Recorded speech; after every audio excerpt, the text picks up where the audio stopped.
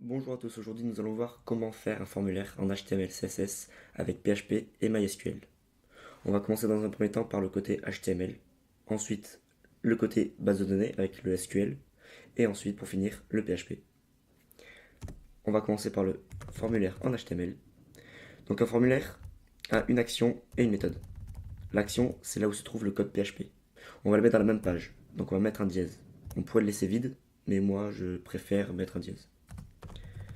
La méthode, post ou get. Alors on a le choix entre ces deux méthodes. La méthode get sert à transmettre des infos via l'URL et post dans la page, pour faire simple et clair. Voilà, maintenant on va commencer par le formulaire d'inscription. Dans ce formulaire, on va saisir un nom, un prénom, une adresse email, un mot de passe et le genre, si on est un homme ou une femme. Donc pour le nom et le prénom, on va utiliser deux inputs de type texte tous les deux. Hop là. On va leur mettre un placeholder, votre nom, et pour le deuxième, votre prénom. Ici, ce sera donc nom, et ici, prénom. Donc, notez que le champ name, ici, vous pouvez l'appeler comme vous voulez. Vous pouvez l'appeler, prénom, name, ce que vous voulez. C'est vraiment vous qui donnez votre valeur. On a dit après l'adresse email, type email. Alors, le type email, c'est assez spécial. Il va servir à vérifier si c'est une adresse email valide ou non. Dans tous les cas, il faudra faire une vérification du côté de PHP au cas où la personne tenterait de modifier via inspecter l'élément. Donc on fera quand même la vérification via PHP. Email, votre adresse email. Le mot de passe, donc password, pour que les caractères soient sous forme de petites boules.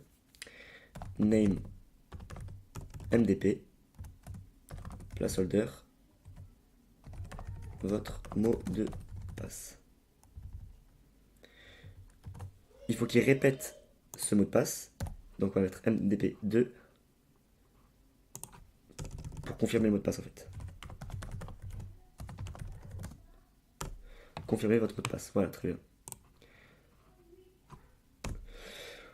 Il nous reste le genre de la personne. Donc pour ce faire, on va faire un petit select.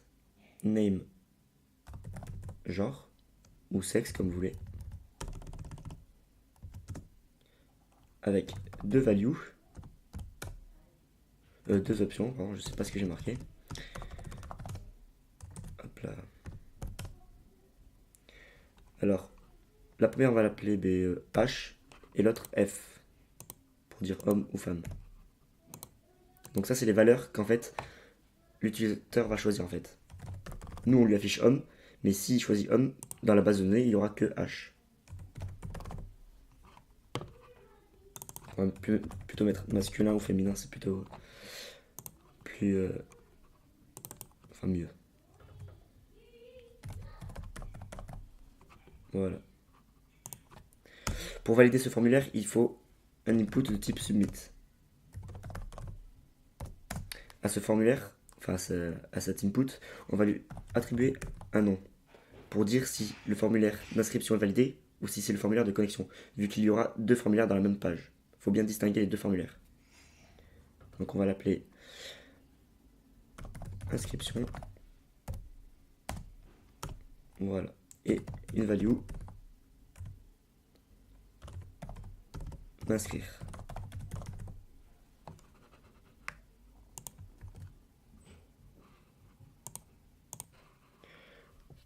Maintenant qu'on a fait notre formulaire d'inscription, ici, on va faire le formulaire de connexion. On va mettre un petit HR.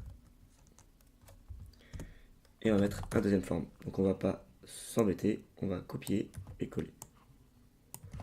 Pour se connecter, il nous suffit juste de l'adresse email et du mot de passe.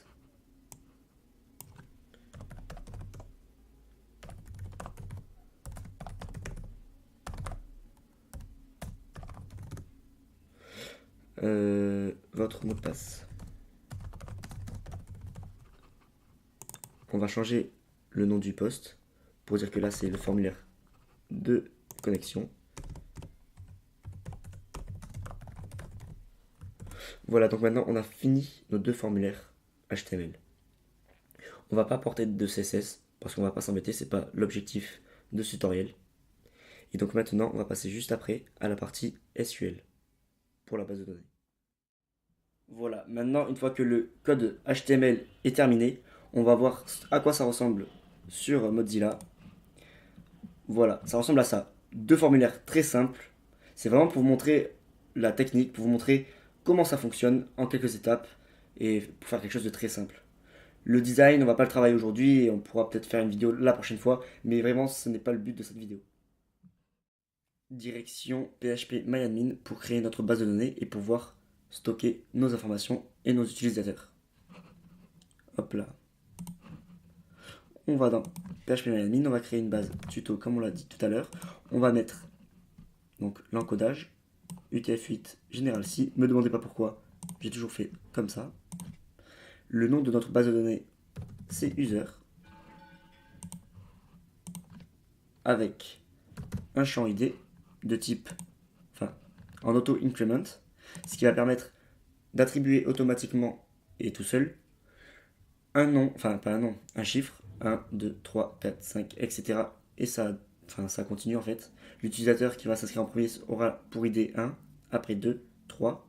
Et si on supprime l'utilisateur 3, personne pourra réavoir l'ID 3. Donc de type int, vu que ce sera un chiffre.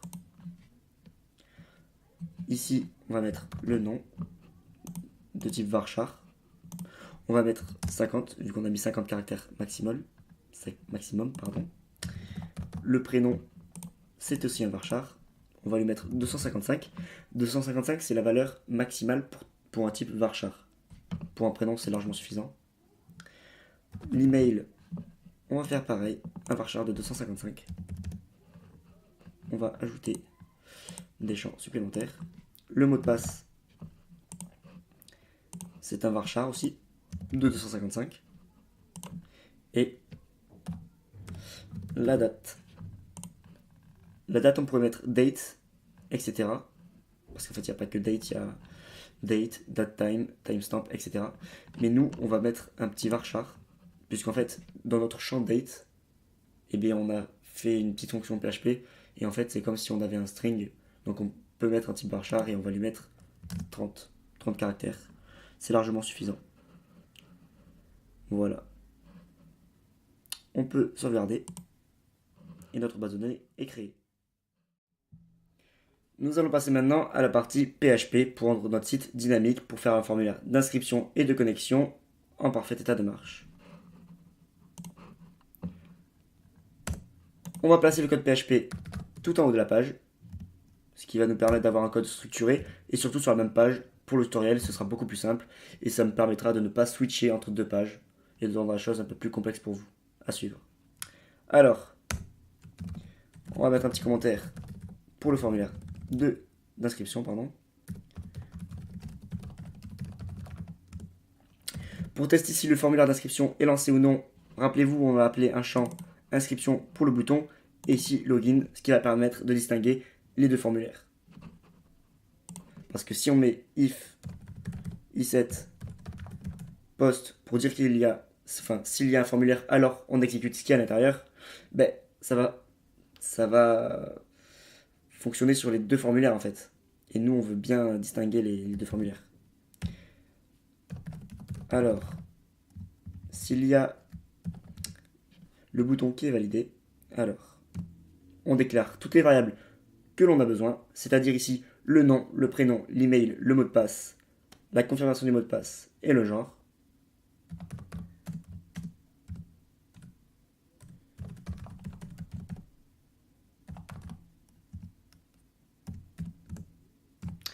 Donc ça, c'est les variables qu'on déclare en PHP.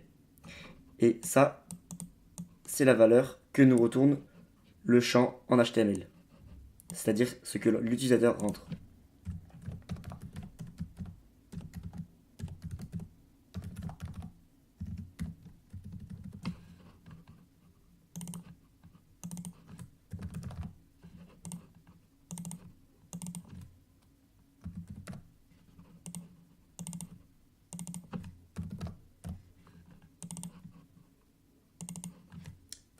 Et le genre.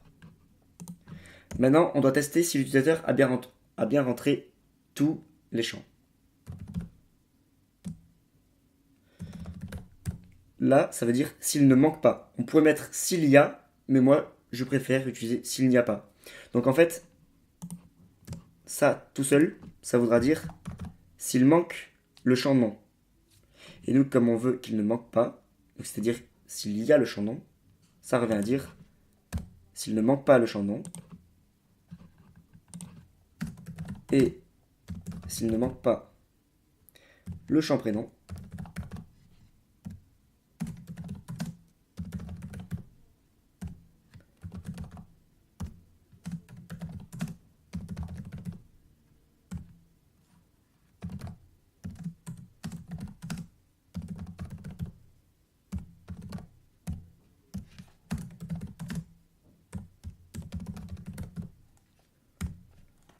et le genre. Voilà, maintenant, on est sûr que l'utilisateur a entré des valeurs dans tous les champs. Donc, s'il ne manque rien, alors on exécute ici. Sinon, else, on retourne une variable avec pour valeur un ou plusieurs champs est manquants.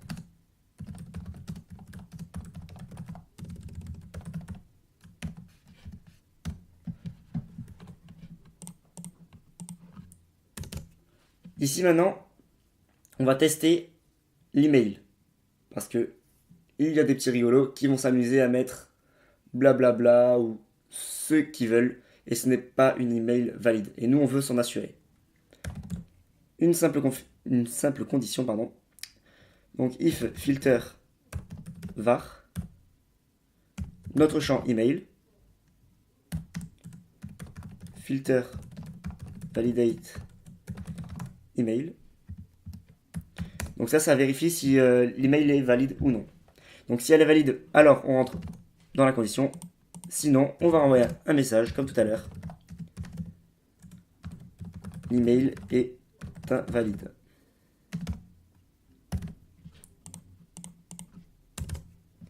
Maintenant qu'on a testé donc s'il manquait des champs ou non et si l'email était valide, il faut tester si les deux mots de passe, donc si le mot de passe 1 et la confirmation du mot de passe correspondent, alors ce sera bon. Une simple condition, if mdp égale mdp2, alors on rentre dans la condition. Et pareil, comme tout à l'heure, sinon, on renvoie un message, les deux mots de passe ne correspondent pas.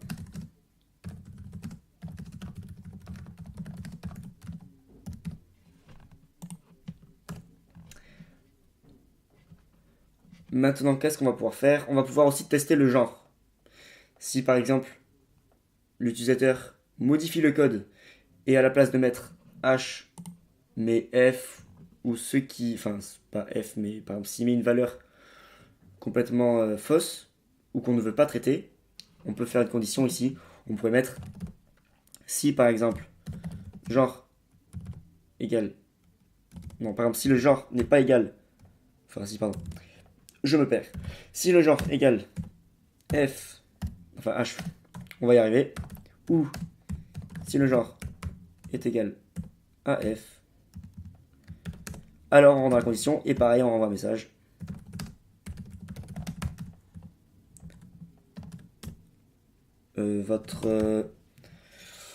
Qu'est-ce qu'on pourrait mettre? Le genre est invalide. Mais concrètement, si l'utilisateur ne modifie pas ces deux petites variables, c'est-à-dire s'il ne modifie pas le code HTML en direct, concrètement, l'utilisateur n'aura jamais cette erreur. Enfin, ce message, pardon. Mais c'est juste pour les petits malins on va quand même mettre ça. Comme ça permet d'avoir dans notre base de données, enfin d'éviter d'avoir des personnes qui se sont amusées à mettre n'importe quoi, car nous, on n'en veut pas. On pourrait tester aussi maintenant, si par exemple l'utilisateur rentre un nom de plus de 50 caractères, et on lui en renvoie un message, on lui dit ton nom est trop long, personne n'a un nom de 50 caractères, faut pas abuser. Donc là, c'est juste pour vous montrer la fonction et ça peut vous être très utile pour tester le nombre d'une variable. Donc pour tester le nombre d'une variable en PHP, une petite fonction, celle-ci. Donc si c'est plus petit ou égal à 50 caractères, donc à 50, tous les chiffres, donc les chiffres entiers, enfin les nombres entiers, pardon, on n'est pas obligé de mettre des cotes, des apostrophes, des guillemets. Ici, vous avez vu, je l'ai mis, mais c'est parce que c'est de type string. Des lettres, c'est du string. Et ça, c'est int. Donc, on peut se permettre de le faire comme ça. Et c'est même recommandé. Donc, si le champ, donc le nom, est plus petit ou égal à 50 caractères, alors on rend la condition. Sinon, on affiche le message.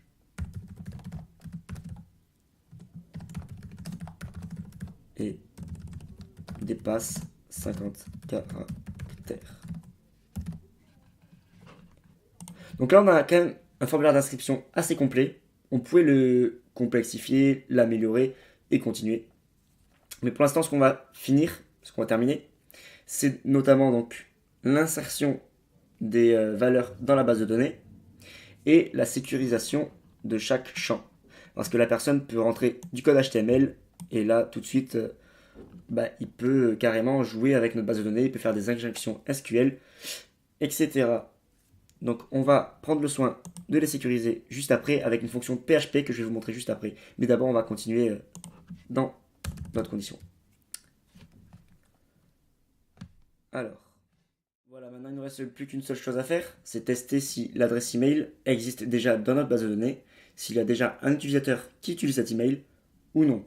Et dans ce cas, on pourra créer un nouvel utilisateur.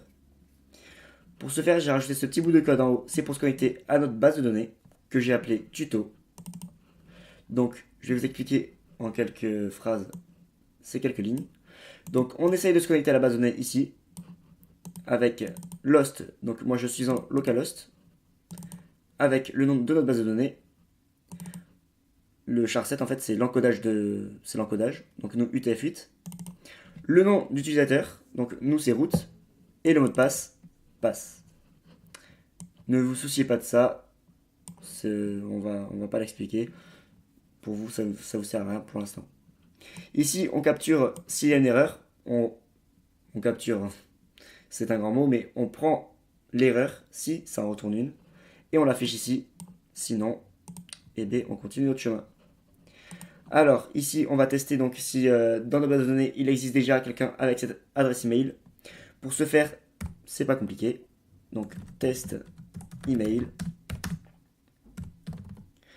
Donc, on se connecte à la base de données avec BDD. BDD, c'est nous qui l'avons donné ici, mais on aurait pu appeler ça Toto.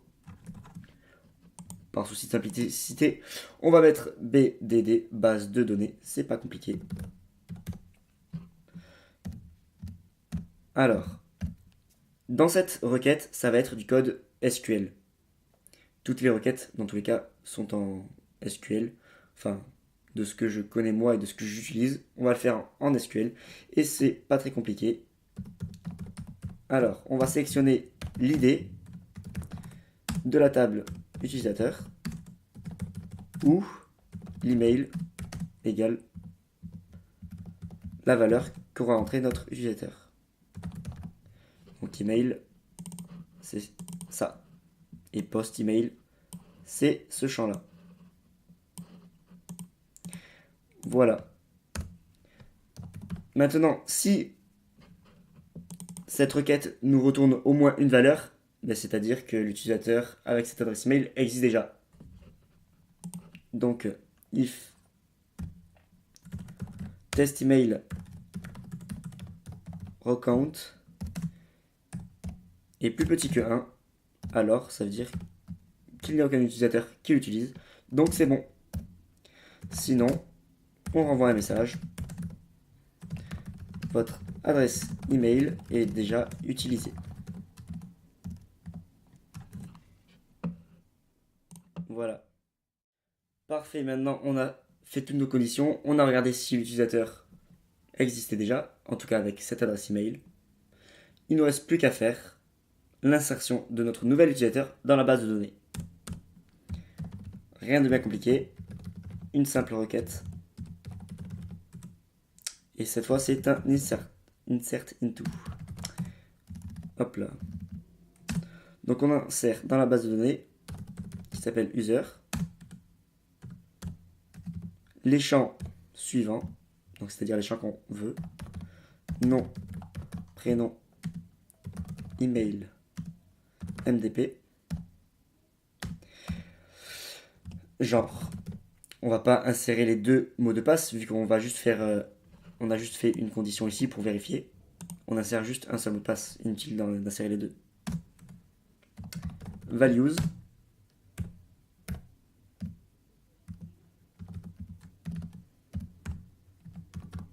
Donc là, c'est les valeurs que l'utilisateur va rentrer.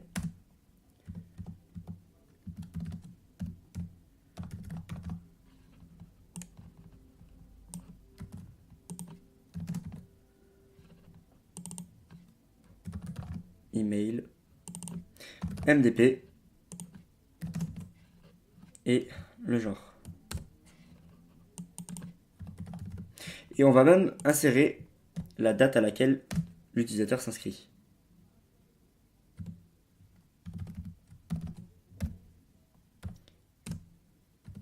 Alors, il y a plusieurs méthodes. On pourrait mettre la date sous forme de DMY, c'est-à-dire le jour, le mois et l'année. Donc le 01, par exemple, le 04 2018.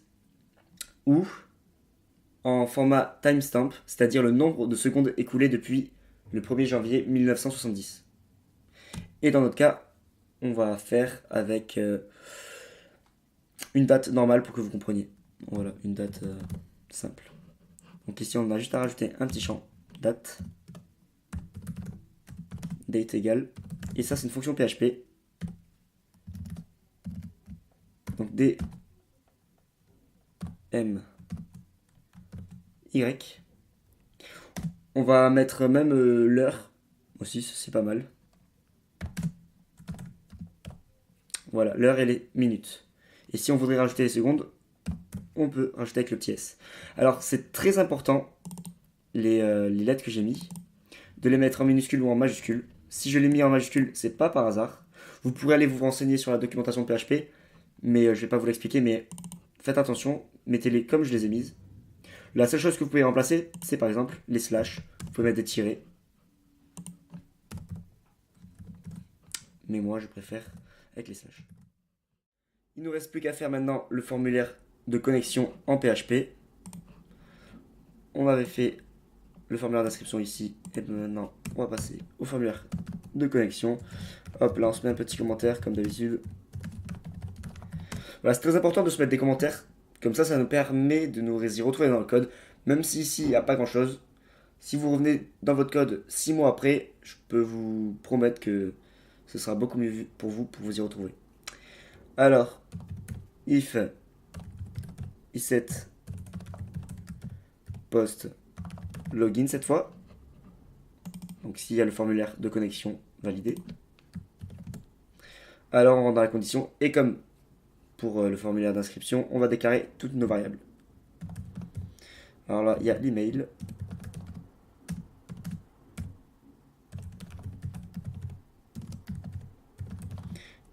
Voilà. C'était rel shift D pour dupliquer une ligne sur Sublime Text. Et le MDP, mot de passe.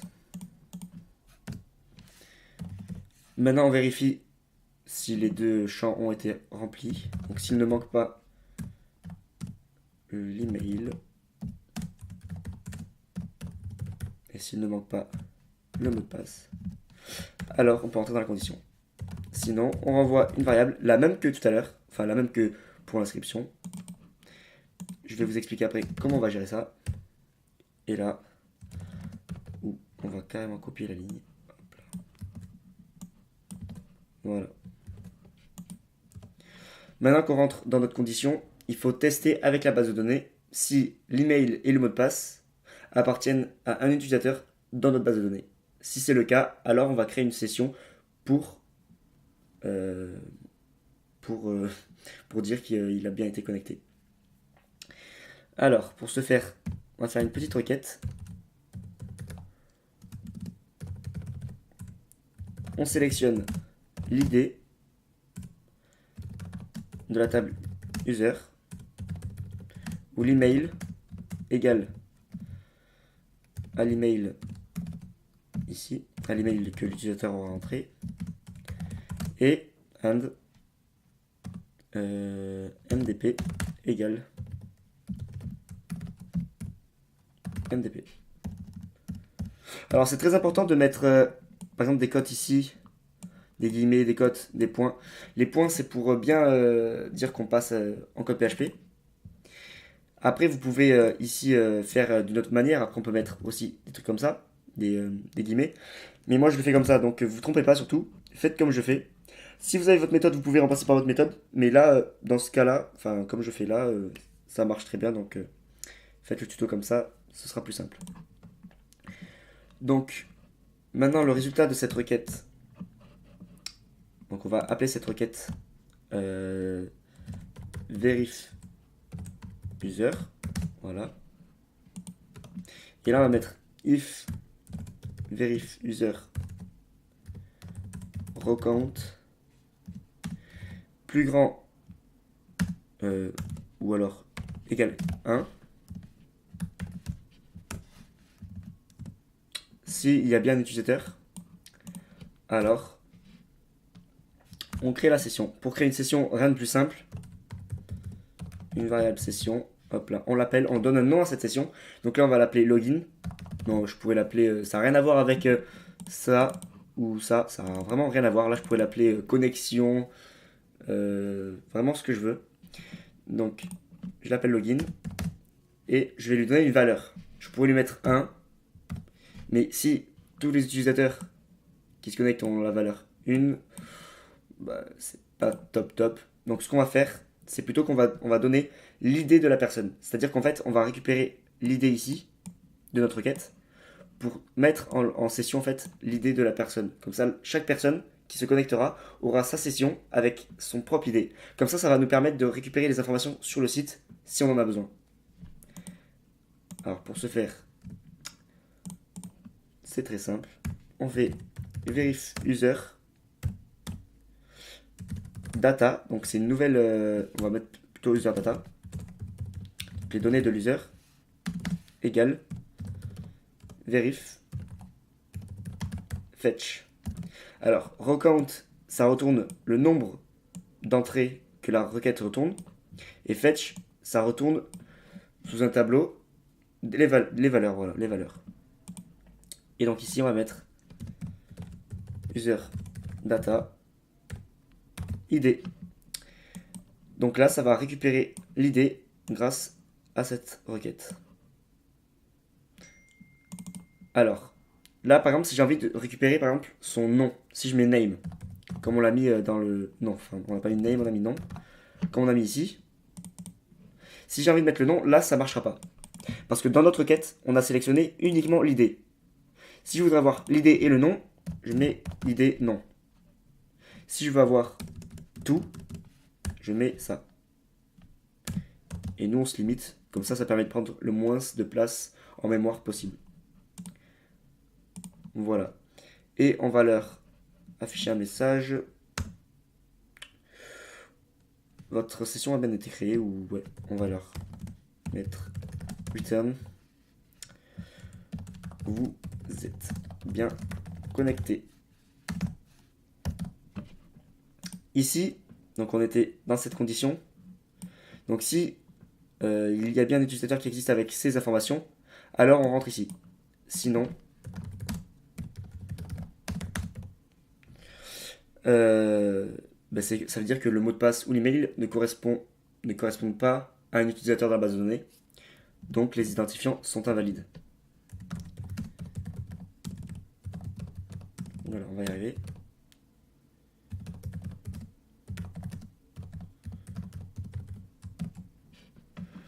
Voilà. Et il me semble que c'est un A. Voilà. Hop là. Maintenant, ce qu'il nous reste à faire, parce que depuis le début, on a créé des variables ici, return, return. Faut bien lui afficher en fait à l'utilisateur. Encore, on aurait mis echo partout à la place des return. Ça l'aurait affiché tout en haut de la page. Et nous, c'est pas ce qu'on veut. Nous, on veut l'afficher dans la page, à l'endroit qu'on veut. C'est pour ça qu'en fait, j'ai nommé les messages d'erreur, enfin les messages tout court. Donc, pour le formulaire de connexion, vu qu'on y était, c'est pas compliqué. On va se mettre où on veut dans le code, où on veut que le message apparaisse. Et nous, ça va être juste en haut du formulaire de connexion. PHP, alors, if post login, donc s'il y a le formulaire de connexion validé, et s'il existe, enfin s'il y a un message, alors on affiche la variable. Alors, vous avez vu, j'ai pas mis d'accolade comme ça. Parce que quand il y a juste une condition, c'est-à-dire if, sur la même ligne, on peut s'en passer et directement mettre le deux points, enfin le point virgule, et ça marche très bien. Voilà, et ici on va même mettre i7, donc s'il y a le post login. Voilà. On va faire pareil pour le formulaire d'inscription. Et on va changer. Voilà.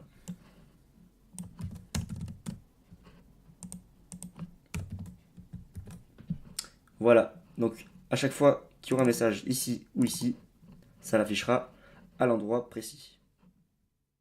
Voilà. Alors maintenant, tout de suite, on va se connecter pour voir si tout fonctionne. Alors, du coup, cet utilisateur, on peut le supprimer. Alors, je vais prendre l'adresse email ici. Hop là. Le mot de passe. J'avais mis Julien. On se connecte. Et là, ça nous met ça, alors qu'on avait bien rempli les deux champs. On va regarder notre code. Voilà. Ici, j'ai laissé i7, alors que c'est plutôt un petit. i7, ça veut dire s'il y a. Avec le point d'interrogation devant, ça veut dire le contraire. Donc si je mets le point d'interrogation et un petit, donc c'est s'il n'y a pas, donc s'il manque MDP. Voilà. Ici, j'ai mis pour la session login le nom de l'utilisateur. Sauf qu'ici, je récupère juste l'idée. Donc, il faut bien qu'ici, je mette juste l'idée. Voilà. On va aller voir. On se reconnecte. Le mot de passe, Julien. Vous êtes bien connecté. Alors tout de suite, on va aller voir ce que ça donne sur notre page. On va essayer de voir s'il y a des erreurs ou pas. Alors, on va commencer par le formulaire d'inscription. Alors, on va créer une personne, Dupont, Richard, avec une adresse email valide, mais qui n'existe pas. Un mot de passe, le genre, et on s'inscrit. Alors, deux erreurs. La première, ça dit qu'une variable est inconnue à la ligne 23. On regarde à la ligne 23 de la page. Ici, name. Alors là, je me suis trompé, j'ai mis name alors que nous, c'était non. Donc forcément, vu que c'est pas déclaré, PHP ne connaît pas. On retourne sur notre page, on actualise avec le formulaire qui a été envoyé. Et maintenant, ça nous dit qu'à la ligne 26, il y a une erreur. Alors, ligne 26, ici. Alors, si on regarde bien les informations, hop là, j'avais rajouté le champ date ici, et j'ai pas mis ici date. On le rajoute. Voilà. On renvoie, et maintenant ça nous dit que la colonne genre dans notre table n'existe pas et est inconnue. Alors, on va dans notre table, Alors, tuto, structure. Voilà, ici vous avez bien vu que le genre, mais j'ai oublié de le mettre. Donc on va le rajouter juste après mot de passe. On va mettre un varchar de 1, vu qu'on va stocker juste la lettre H ou F à l'intérieur. Voilà. Dans notre page ici, on va juste rajouter une petite ligne. On va mettre un message pour nous indiquer que l'utilisateur a bien été créé ou non. Utilisateur créé. Voilà.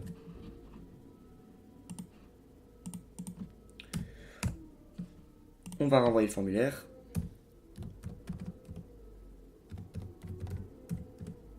Je mets vraiment des choses aléatoires.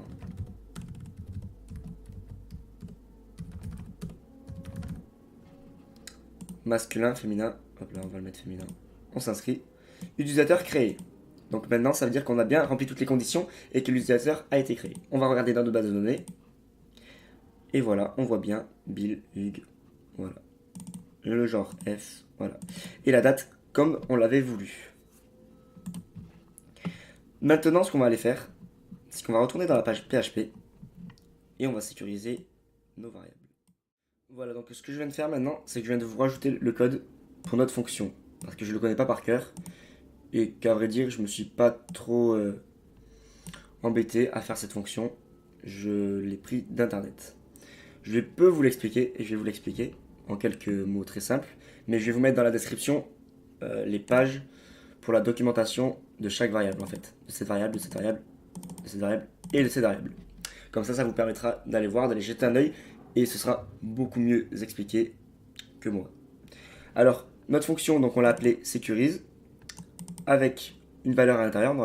On aurait pu appeler ça string, ce qu'on veut. Donc ici, on regarde si la valeur qu'on sécurise est un entier ou non. Si c'est un entier, alors on rentre dans cette boucle, enfin dans cette condition, pardon. Et on va lui affecter cette fonction qui va retourner une int, il me semble. Ici, c'est pour les autres types. Donc c'est-à-dire que ici, c'est pour les nombres entiers. Et ici, pour le reste, string. Alors on va faire un strip tag. Alors c'est quoi? Strip tag, c'est pour enlever le code HTML. C'est pour que le code HTML n'afflue pas en fait sur notre code à nous. C'est pour éviter les petits malins qui mettent du code HTML à l'intérieur des variables, enfin à l'intérieur du formulaire. Ici, c'est pour les caractères pourcentage, il me semble, et underscore. Après, j'ai pas envie de dire de bêtises, donc je vais vraiment vous dire pour cette fonction en tout cas d'aller jeter un œil sur la documentation. Mais dites-vous que c'est pour quelques caractères. Ici, on aurait pu mettre ça, mais on aurait pu mettre par exemple A, 2.2.z. Ça, c'est pour échapper tous les caractères de A à Z en fait. Donc on va laisser comme c'était avant. Après, il existe plusieurs méthodes sécurisées sur internet et c'est bien de faire sa propre méthode pour sécuriser, sa propre fonction pour sécuriser. Mais c'est vraiment que j'avais pas envie de m'embêter avec ça pour ce tutoriel. Et donc je l'ai pris comme ça.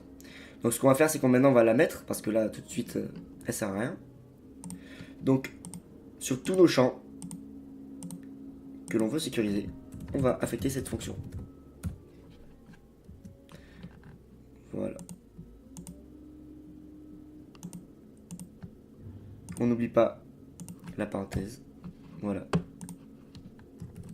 Et on va le faire pour le formulaire de connexion.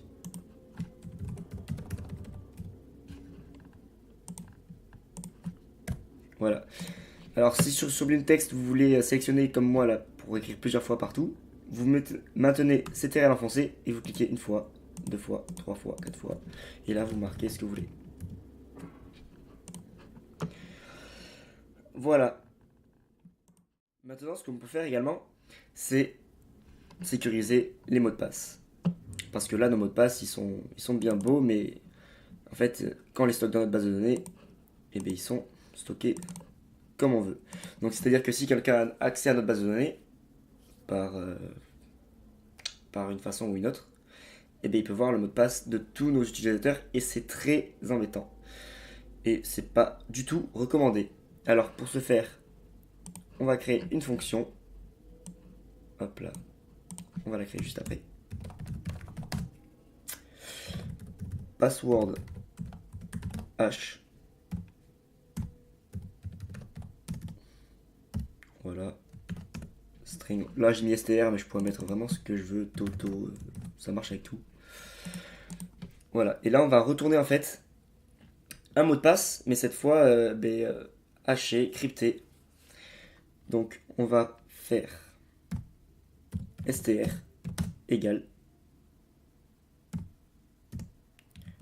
SHA-1.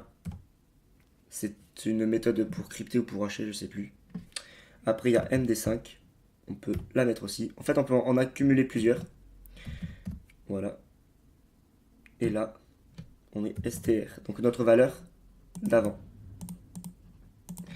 Et on return str. Voilà, donc notre fonction elle est finie, elle n'est pas très compliquée. Ce qu'on peut faire aussi pour complexifier la chose, c'est qu'on peut rajouter des caractères ici. Aléatoires. Ce qui permet de encore plus crypter le mot de passe et comme ça, là, la personne qui va essayer de trouver le mot de passe, ça va être encore plus compliqué. Voilà. Donc ce qu'il nous reste à faire, c'est que ici, là, on l'insère dans notre base de données. Mais on l'insère comme l'utilisateur l'a marqué en fait. Donc juste avant ici, mdp égale password hash, comme on a appelé notre fonction, et là mdp. Oulala. Alors, je sais pas si vous avez vu, mais là on dit que mot de passe est égal à la fonction du mot de passe. Alors là, il faut bien que vous compreniez que, en fait, on récupère ici la valeur d'avant, qu'on stocke dans la même variable, mais en fait on met à jour cette variable. C'est bien pour que vous compreniez. Donc ici, le mot de passe sera bien haché. Sauf que maintenant, quand on se connecte, en fait, on va vérifier avec le mot de passe que l'utilisateur aura marqué. Et nous, il faut qu'on teste avec le mot de passe crypté, parce que dans notre base de données, il est crypté. Donc il faut qu'on le recrypte ici. On met la même ligne, on va pas s'embêter. Hop là. Voilà. Donc là, en fait, ça va récupérer le mot de passe, ça va le crypter. Et vu que si c'est le même mot de passe, ça va le crypter de la même façon. Voilà. Voilà, ce que je viens de faire à l'instant, vous l'avez pas vu, mais je l'ai fait juste avant. J'ai créé un nouvel utilisateur. Et vu qu'on a haché le mot de passe, on l'a crypté, vous voyez bien que le mot de passe, là, il est impossible à comprendre. Alors que pourtant, j'ai bien mis un mot de passe avec une valeur. Donc voilà, notre mot de passe est bien sécurisé. Maintenant, on a terminé.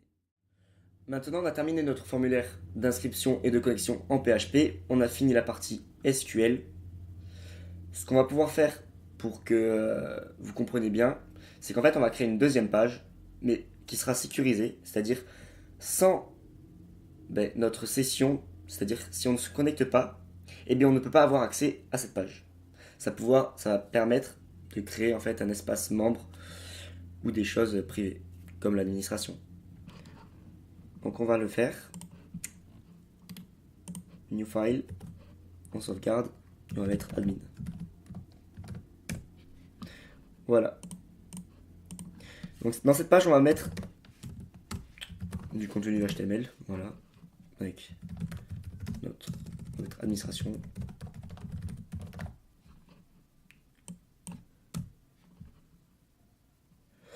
Voilà.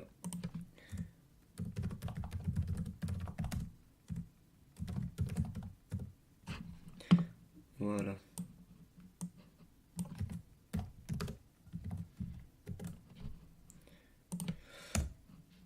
Maintenant, il faut qu'on mette du code PHP pour dire que si l'utilisateur ne s'est pas connecté, alors on le refuse. Pour ce faire, c'est simple. Hop là. On fait un session start. Pourquoi? Parce qu'ici, on a créé la session. D'ailleurs, il faut le faire ici aussi. La session, elle se crée tout en haut.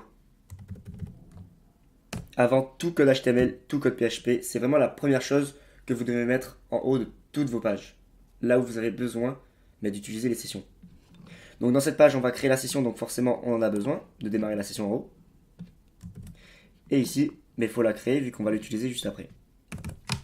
Donc maintenant, on vérifie s'il y a la session login. Si elle est créée, ça veut dire que on a bien rempli le formulaire, on s'est bien connecté. If, donc, iset session login. S'il y a la session login, alors, hop là. Alors on rentre dans la page. Et on va pas faire comme ça, on va plutôt faire. Hop là.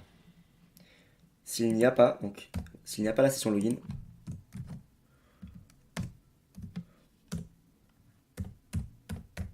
on affiche un message. On va rediriger plutôt. Pour rediriger en PHP, c'est header, location. Et là, on va mettre la page index.php. Et ici, quand on sera connecté, on va enlever le message. Et on va mettre un header pareil.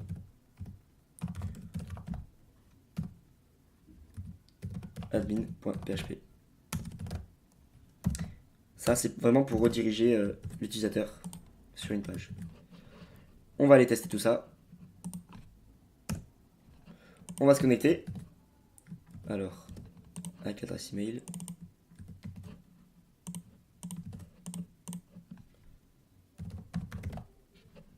Se connecter. Voilà. L'administration est privée. Maintenant, si on a envie de se déconnecter, comment on fait? Il nous suffit juste de créer une nouvelle page qu'on va appeler logout. Voilà, on va initier la session comme tout à l'heure, vu qu'on va utiliser la session. Session start. Et maintenant, session destroy, ce qui va supprimer toutes les sessions.